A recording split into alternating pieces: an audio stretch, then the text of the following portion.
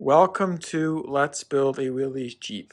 This will be a quick video going over how to get your drive shaft ready for install. First thing we have to do is install our dust oil seal and dust cap onto our drive shaft. It's important that we do not overlook these two components, as it will keep the oil in the splines of your drive shaft. There really isn't much to this install, but it's good to know how to properly install your dust seal and cap. The dust oil seal and cap will actually be installed onto this component of your drive shaft. The first step is to install your dust cap, and see, it has little teeth on this dust cap. These teeth will allow you to slide the dust cap onto the splines, and these little grooves will fit into your splines. With your dust cap, push it on to your drive shaft, and it'll just slide on like that, and push it all the way up. The second step is to install your oil seal. As you can see, the oil seal is split, so allow you to slip it on to your drive shaft, as so. Just open it up, put it onto your drive shaft, and your oil seal is now partly installed.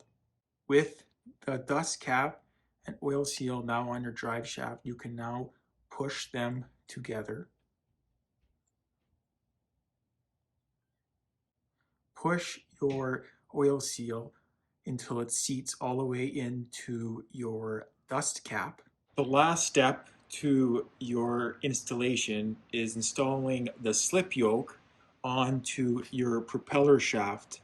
And it's very important that we line up our splines correctly so the drive shaft is properly balanced. So we have to make sure that your slip yoke and your propeller shaft are in line with each other. So if this is vertical, this has to be vertical as well. So what you have to do is just slide on your slip yoke on your propeller shaft, kind of lining up the splines until it engages. And you want it to be in line. So when you put it on the ground, you can see it's stable. That means they are perfectly in line.